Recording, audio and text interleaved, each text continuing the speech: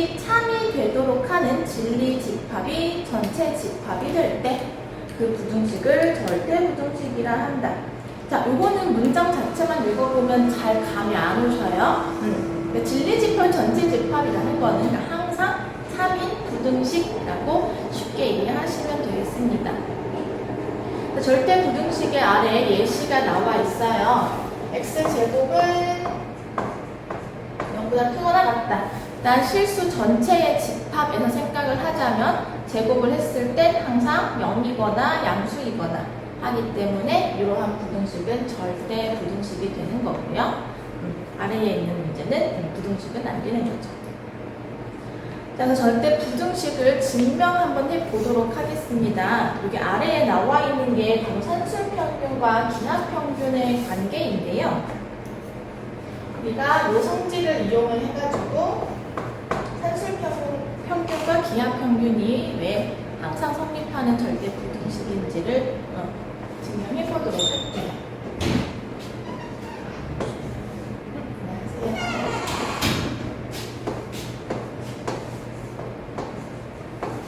자, 이러한 부등식이 있는데요. 여기에서 요 좌변에 있는 걸 우리가 산술평균이라고 합니다. 왜 우리가 일반적으로 평균을 구할 때 두 자료를 더한 다음에 그 개수인 2로 나누잖아요. 그걸 이제 우리 흔히 알고 있는 산술 평균이 되겠고요. 오른쪽에 있는 루트가 있는 것을 기하평균이라고 합니다. 기하라는 이름이 도형이라는 것에서 알 수 있듯이 우리가 도형에서 넓이의 평균을 구할 때에는 넓이 구하기 위해서 곱하신 다음에 그거에 이제 양의 제곱근을 구해주면 되거든요. 그래서 얘를 기하평균이라고 불러요.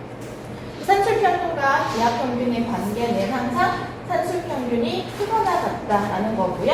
이게 왜 성립하는지를 지금 한번 증명해 보도록 할게요. 자, 먼저 우변에 있는 기하평균을 좌변으로 이항을 하고요.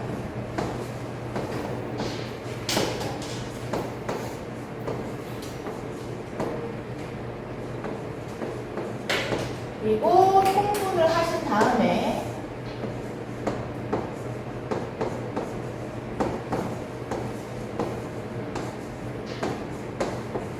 이거를 인수분해해 볼 거예요. 완전제곱식을 이용해서 인수분해할 건데 여기서 a는 루트 a의 제곱 이런 생각을 하시고 b는 루트 b의 제곱으로 생각을 한다면 우리가 얘를 완전제곱식으로 바꿔주실 수가 있어요. 루트 a 마이너스 루트 b의 완전제곱. 이해되실까요? 자, 그러면 이제 좌변이 완전 제곱식, 어쨌든 제곱의 형태로 이제 정리가 되시면은 바로 요 실수의 성질에 의해 가지고 항상 성립하는 절대 부등식이 되는 겁니다. 그래서 이렇게 정리가 되므로 이제 요 부등식은 항상 참이 되는 절대 부등식인 거예요. 따라서 산술평균이 2분의 a 더하기 b가 기하평균인 루트 a보다 항상 크거나 같다. 자, 이때 우리가 확인을 하셔야 되는 게 있는데요. 꼭 습관적으로 확인을 해주셔야 돼요. 뭐냐면은 등호 성립 조건이라고 하는데, 즉 얘네가 언제 같아지게 되는지를 판단해 주셔야 되는 겁니다. 그럼 얘가 언제 등호가 되느냐? 그 말은 좌변이 언제 0이 되느냐와 같은 말인 거고요. 그럼 좌변이 0이 되기 위해서는 이 괄호 안에 있는 식이 0이 될 때. 그럼 얘가 0이 된다는 말은 루트 a랑 루트 b랑 같을 때. 이렇게 되겠죠? 그래서 이걸 항상 적어주셔야 합니다. 확인해 주셔야 돼요. 단 등호는 언제 성립한다? 루트 a와 루트 b가 같을 때. 양변 제곱하시면은 a와 b가 같을 때.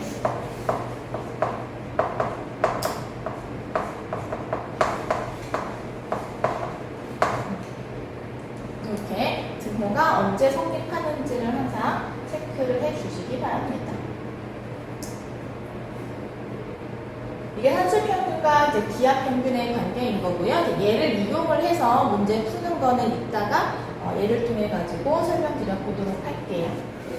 이번에는 코시-슈바르츠 부등식이라고 하는 걸 증명해 보도록 할게요.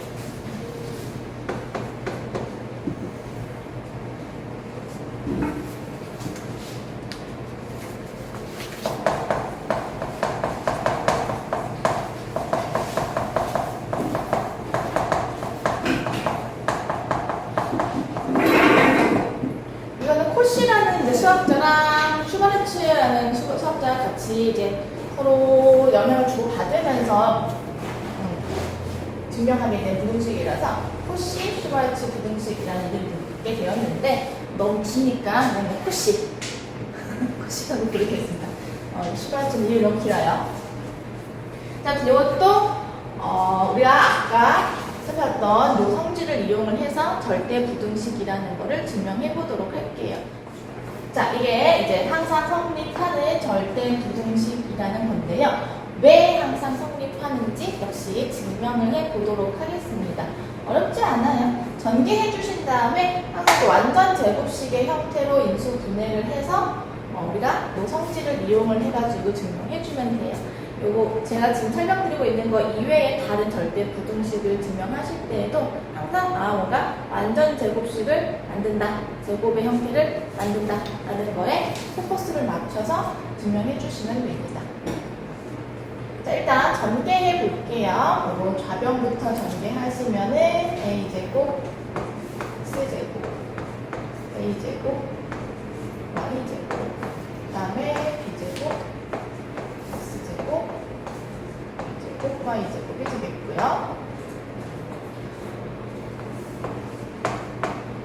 우변도 전개할게요. a제곱, x제곱, 그 다음에 a, b, x, y, 그리고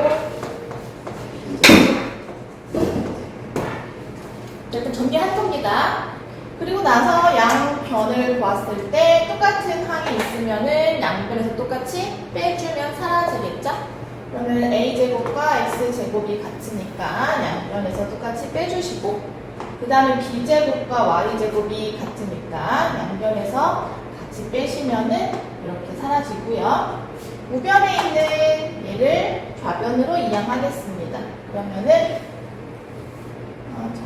조금씩의 형태를 합시다. a, y 전체 제곱으로 묶어볼게요.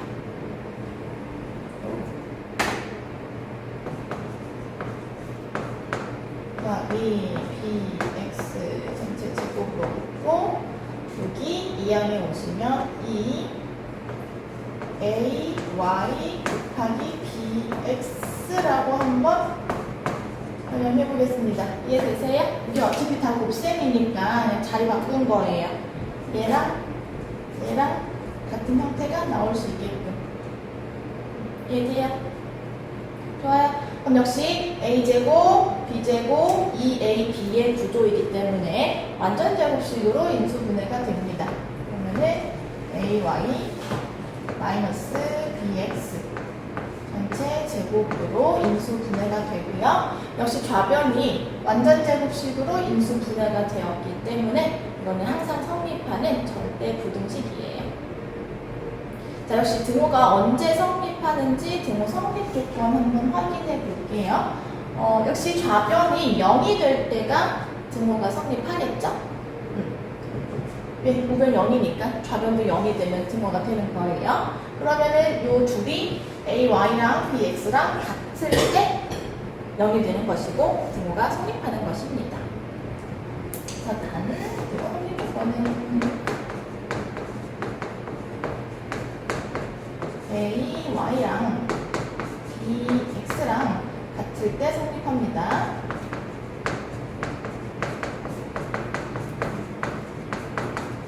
자, 근데 이렇게 적으셔도 틀리면 안 돼. 우리가 문제를 풀 때는 이 등호 성립 조건을 외워야 되는데 얘는 이렇게 외우면 조금 암기가 어렵습니다. 살짝 형태를 바꿔볼게요.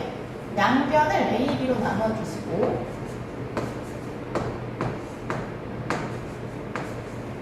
양변을 A로 나눠주시게 되면은 얘는 이제 B분의 Y A분의 X일 때 성립한다고 외워주시면은 외우시기가 더 쉬우실 거예요. 요거 하나 필기해 주세요. 자, 그래서 이거를 이제 문제에 적용할 때는 어떻게 적용하면 되는 것인지 마지막 절대부등식 하나만 더 증명해보고 이제 예제 문제를 풀어볼게요. 옆에다가 적어놓고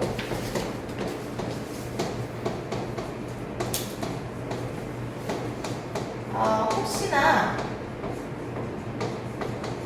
이거 다 외워야 되나요? 라는 궁금증이 든다면 외우셔야죠. 당연히 외우셔야 되는 겁니다, 이거는. 제가 설명을 하나 안 드린 게 있네요. 뭐냐면요. 산술평균하고 기하평균은 여기서 기하라는 그 기하평균이 성립을 하려면 기본적으로 양수여야 합니다. 음수는 안 되겠죠. 기하에서 넓이나 길이가 음수일 수는 없으니까. 그래서 기하평균과 산술평균의 관계가 성립하기 위해서는 반드시 요 A하고 B가 양수여야 한다.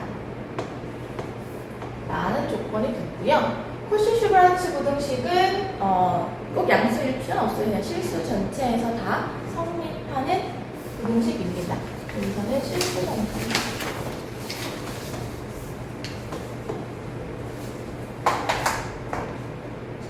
조건만 보고도 어느 정도 대충 느낌을 잡을 수 있어요. 산술기하 평균을 이용하면 되겠구나. 이거는 코시-슈바르츠를 이용하면 되겠구나. 라는 감도 잡으실 수 있어요. 아무튼 그렇다는 거고요. 자, 그 다음에 넘어가서 세 번째.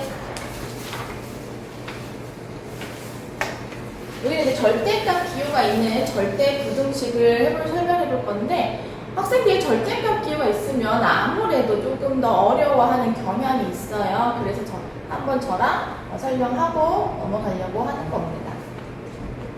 이 절대 부등식을 증명하기 할 때 사용을 하는 성질 중에 1번하고 2번은 한번 살펴보고 넘어갈게요. 뭐냐면은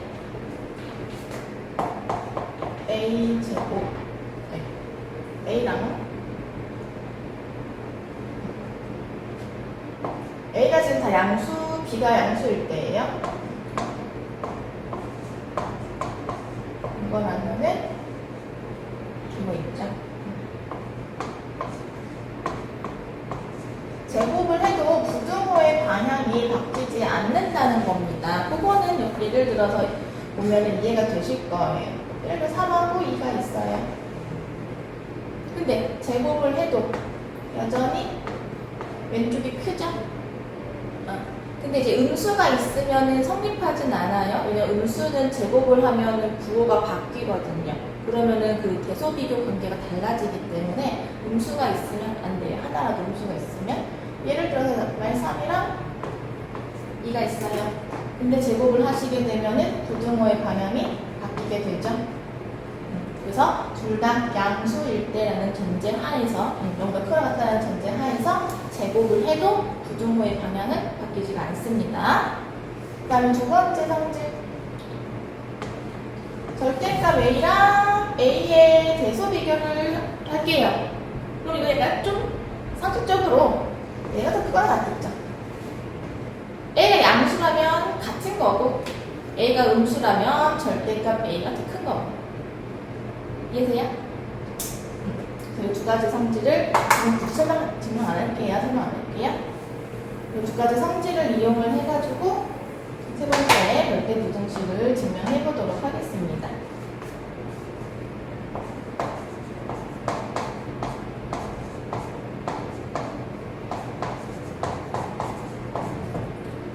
이것도 제곱을 해서 완전 제곱식을 만들어 볼 건데요. 우선은 지금 좌변도 절대값의 합이고 우변도 절대값이니까 좌변과 우변이 전부 0보다 크거나 같아요. 그죠? 그래서 첫 번째 조건에 의해서 양변을 제곱하더라도 부등호의 방향이 바뀌지가 않겠습니다. 제곱을 할게요. 아, 여기 안 나와 있는데 하나만 좀 적어볼게요. 절대값을 제곱하면은 그냥 a 제곱과 같다는 거. 왜? 제곱을 하면은 항상 부호가 양수이니까 절대값 a를 제곱을 하든 a를 제곱을 하든 그 결과는 같습니다. 자, 다시 좌변을 제곱을 하시고 우변도 제곱을 하겠습니다. 얘는 절대값 a의 제곱 더하기 2 곱하기 절대값 a 곱하기 절대값 b 더하기 절대값 b의 제곱이 되고요. 여기는 얘는 결과적으로 a 더하기 b 전체 제곱과 같은 거니까 그냥 전개해 주시면 돼요.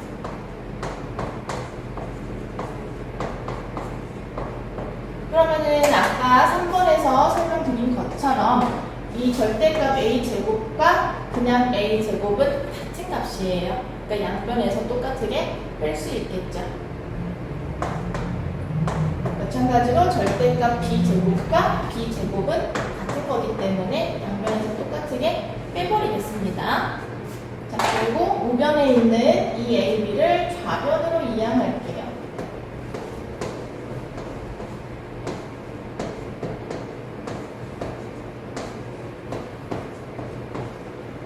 그리고 나서 2로 한번 묶어보고, 2로 나눠볼게요. 묶어도 되고, 나눠도 되고.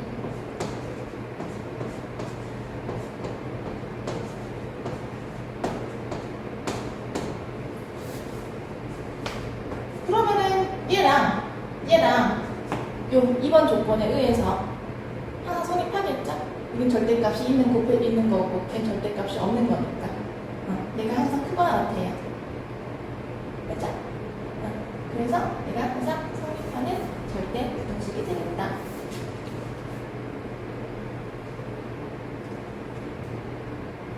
됐습니까? 그러면은 등호 성립 조건 한번 보도록 하겠습니다.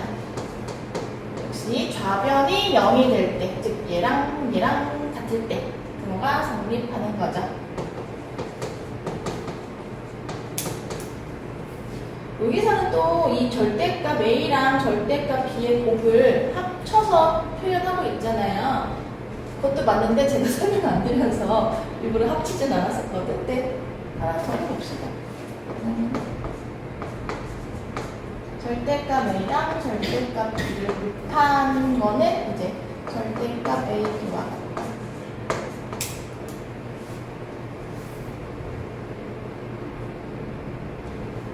얘도 절대값이 붙인 것끼리 곱한 거니까 당연히 양수가 될 테고요. 그 다음에 여기도 곱한 것에 절대값을 씌운 거니까 어쨌든 양수겠죠. 그래서 같습니다. 그래서 이거를 합쳐서 쓰실 수도 있어요. 자, 그래서 얘랑 같을 때 성립인 거죠.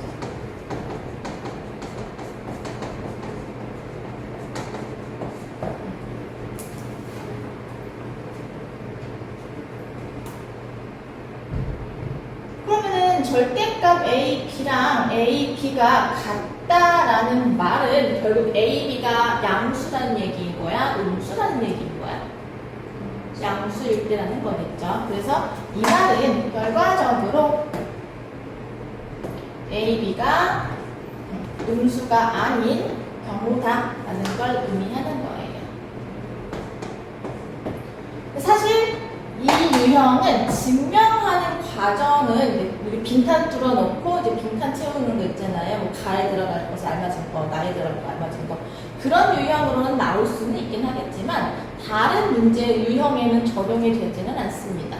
그래서 그냥 요 흐름 정도만 알고 계시면 되고 등호 성립 조건이 이렇게 변경되는구나 정도만 알고 있으면 되고요.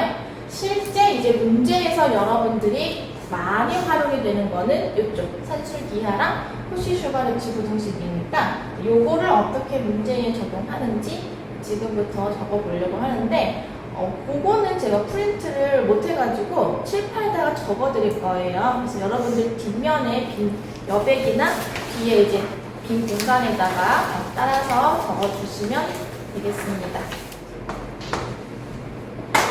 자, 자, 1번 먼저 풀어보겠습니다.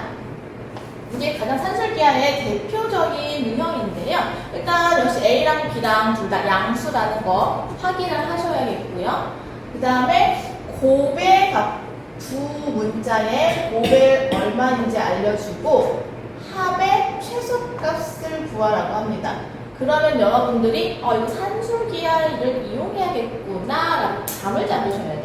왜냐하면 지금은 우리가 산술기하 단원, 절대 부등식 단원이라서 그 예제를 풀고 있으니까 당연히 이거 산술기하 쓰겠구나가 되는데, 이제 문제에서는 여러 단원이 섞여 있고 시험장에서는 이게 절대 부등식을 써야 된다는 거를 모르는 그런 상황에서 이 문제를 딱 만났을 때 아니 그냥 갑자기 이거 알려주고 최소값 구하라고 하면 내가 뭘 이용해야 되지?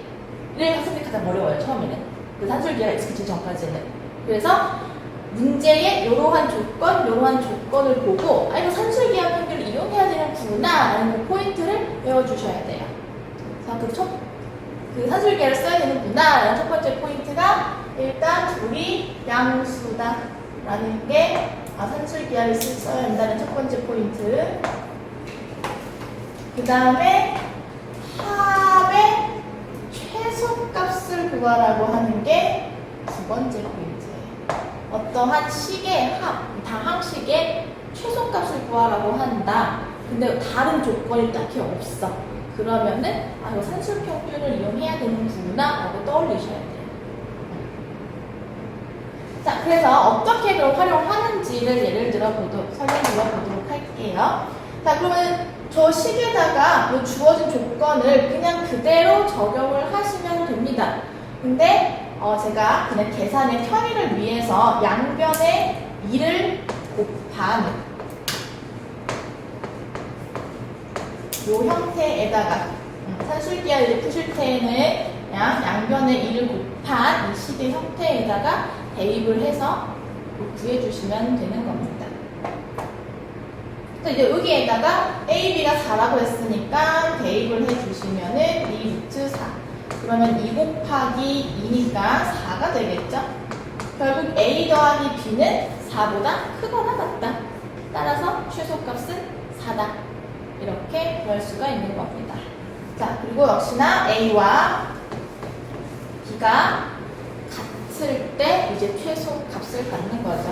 를 확인해 주세요. 등호가 언제 성립하는지. 이때 최소값 4를 가진다.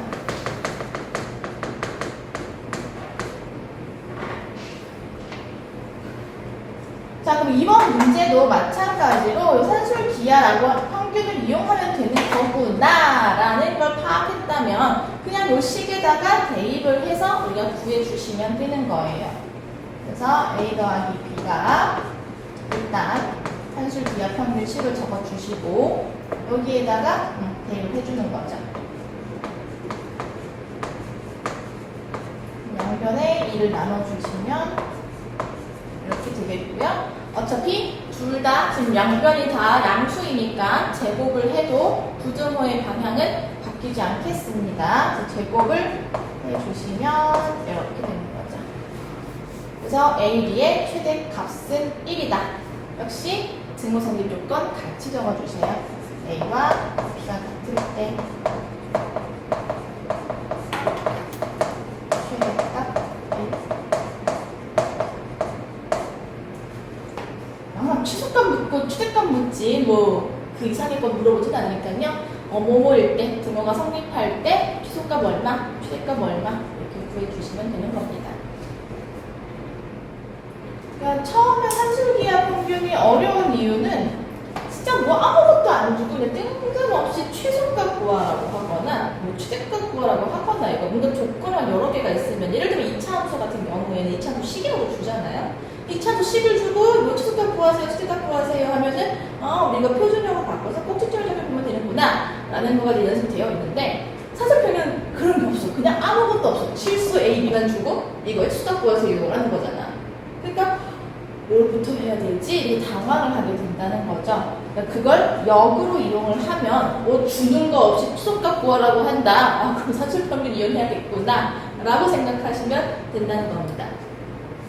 자, 근데 여기는 지금 합의꼴이 아니죠. 아까 제가 합의 형태로 되어 있는 식의 최소값을 구할 때 산술기하를 쓰세요 라고 했는데 지금 주어진 식은 합의 형태가 아니라 곱의 형태라는 거죠.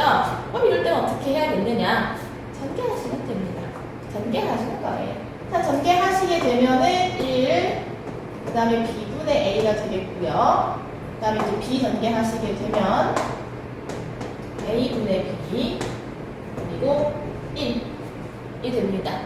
정리해 주시게 되면 2 더하기 b분의 a 더하기 a분의 b 이거의 최소값 구하세요 라는 거죠.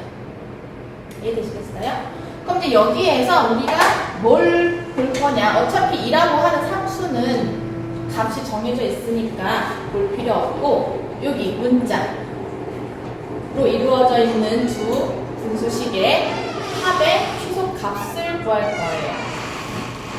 그래서 자, b분의 a와 a분의 b를 각각 요 a, b 자리에 대입을 한다고 생각을 하시는 겁니다. 그러면은 2 루트 2분의 a, a분의 b 이렇게 대입을 하시면 되는 거고요. 그러면은 뭐 항상 이렇게 줍니다. 약분이 되게끔요. 요 근어 안에서는 문자들이 약분이 되게끔 문제를 줘요. 그러니까 약분 시원하게 해주시고 값을 구해보시면은 2가 되겠어요. 그러면은 b분의 a 더하기 a분의 b가 최소값을 이제 2를 가진다는 걸 안 거고요. 우리가 구하고자 하는 식의 형태는 2 더하기 b분의 a 더하기 a분의 b였어요. 그러니까 요 마지막 구에는 부등식의 양면에 2를 더해주는 거죠.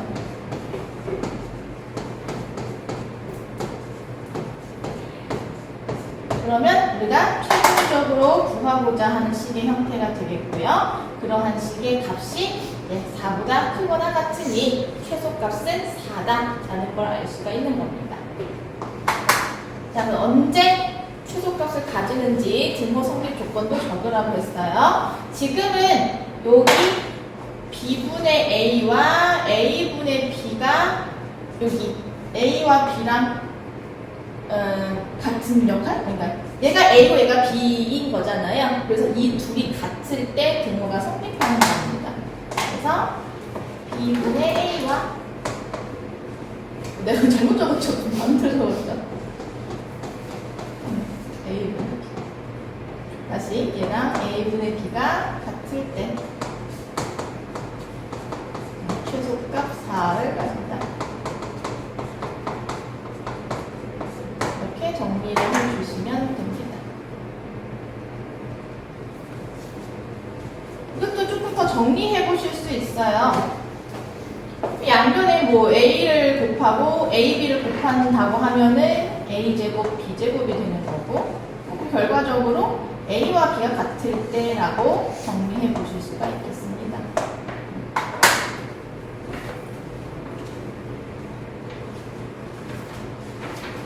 산술 평균은 이러한 형태로 이제 우리가 활용을 해 보실 수가 있겠고요. 그 다음에 코시-슈바르츠 부등식을 활용하는 예시 설명드리도록 하겠습니다. 코시-슈바르츠 부등식도 일단 요거를 외우셔야 한다고 했고 외웠으면은 주어진 조건들을 이 식에다가 대입을 해가지고 알맞게 대입을 해서 풀어주시면 되는 겁니다. 그래서 1번 문제는 정말 기본 예제이기 때문에 그대로 대입하시면 돼요. 그럼 식의 구조가 어떻게 되어 있는지를 한번 말씀드릴게요. 일단 좌변은 제곱의 합의 곱의꼴입니다. 그래서 a제곱의 합, a제곱, b제곱의 합, 그리고 x제곱, y제곱의 합의 꼴이 좌변인 거고요. 그 다음에 우변은 전체의 제곱, 즉 완전 제곱식의 꼴이에요. 그러면은 안에 들어가는 게 어떤 구조냐면은 자, 문제에 따라서 이제 a, b, x, y가 값이 달라지기도 하거든요. 근데 요 우변의 괄호 안에 오는 식이 요 각각 제곱되고 있는 밑을 곱한 형태가 오는 거예요. 이렇게 둘이 곱한 것에 곱합이 우변에 들어가는 구조인 겁니다. 그래서 숫자가 바뀌더라도 이렇게 밑끼리 곱한 것을 우변의 괄호 안에다가 더해주시면 돼요. 알겠죠? 자, 그 다음 문제 주은 조건 대입을 합니다. a제곱과 b제곱의 합이 1이고 x제곱과 y제곱의 합이 9고 그러면은 12 이렇게 되는 거고요. 그리고 2차 부등식을 풀듯이 해주시면 돼요. 혹시 부등호의 방향이 작다잖아요. 이걸 구하고자 하는 미지수가 있고 이제 어떤 상수가 있다고 하면은 이걸 작다니까 이 상수의 제곱근 플러스 3 사이가 되는 겁니다. 그래서 얘는 마이너스 3부터 3까지예요, 범위가. 왜냐하면 얘들아, 이 식을 제곱한 게 최대 부인 거야. 이 식을 제곱한 게 최대 부란 의미인 거잖아. 그럼 9의 제곱근이 3인데 3보다는 크지 않다는 거죠. 지금 괄호의 식이 이 제곱근의 값이 9의 제곱근보다는 작아야 된다는 얘기인 거예요. 절대값이. 그래서 이렇게 쉽게 마이너스 제곱근부터 플러스 제곱근까지로 풀어주시면 됩니다. 또 이거 2차 부등식이니까 이거 어떻게 풀지? 하고 학생들이 어려워하시는데 그냥 제곱근 사이입니다로 계산해 주시면 되는 거고요. 따라서 최대값은 3, 최소값은 마이너스 3 이렇게 되는 거죠.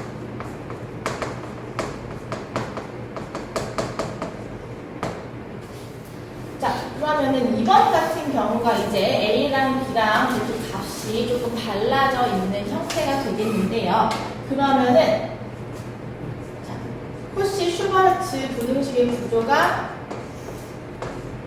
요런 꼴이라고 했어요. 그리고 요 안에는 제곱의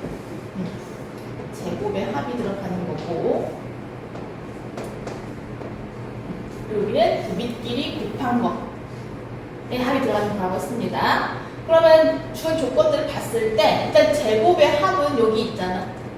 그치? 그러니까 얘가 여기나 여기에 들어가는 것인데 보통 이제 상수, 개수가 앞에 적어주고요. 이제 문자, x, y 같은 문자는 여기 두 번째 바로 식에다가 적어줍니다. 여기다가 x제곱, y제곱 적어주시고요. 오케이? 그럼 얘는요. 3이랑 x의 곱액꼴이고 4랑 y의 곱액꼴인 거잖아요. 얘가 요 자리에 들어가는 거야. 3x 더하기 4y.